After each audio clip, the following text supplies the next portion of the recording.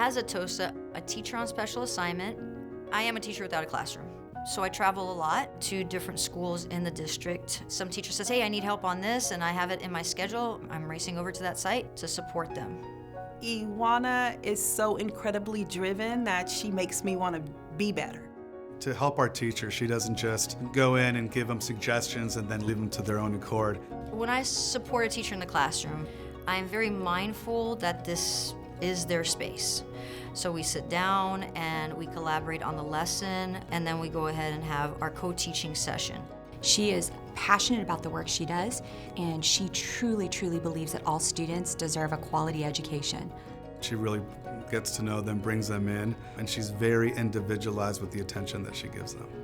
I would have those potential moments where I would cry because I really did not understand math at all. She's like, it's okay, you know, like take a breather, it's fine. If you struggle, you struggle, but I'm here to guide you. My position, I do work with students who have given up on themselves, and that kind of belief is really hard to break. She just has an ability to kind of tear through those walls and helps the students find their confidence in themselves.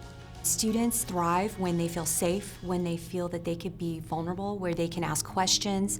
And Iwana is a person that provides that setting for students in that environment. She had like this energy about her that seemed so welcoming and friendly, and I remember really being able to feel safe around her. I felt like I could open up to her with anything, you know. She's obviously not just about math. She helped me gain confidence, not just in math, but also myself. Iwana is a great example of a conscious educator, and the purpose is really to think critically about how we engage each other, how we engage students, especially around complex issues like identity, race, and the like.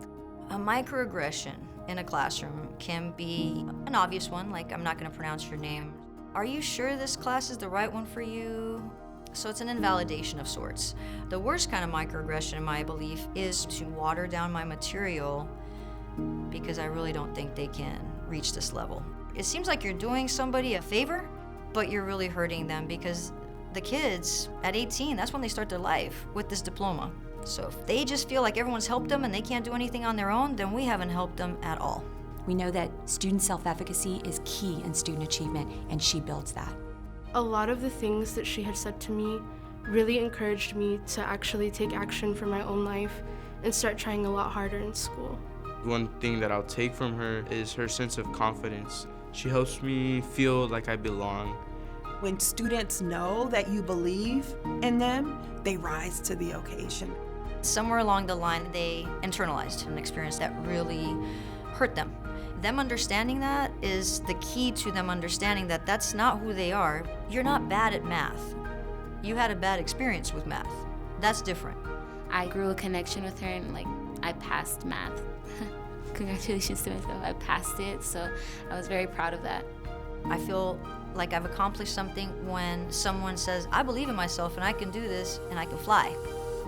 I want teachers as well as students to have that sense of, I can do this. Yeah, she showed me this and I can do this. And that's it for me. Like, that gives me such joy. But again, this award to me, it's an award for all the teachers and definitely the students that I've worked with by allowing me to have those difficult conversations with them and continually calling me in to support them.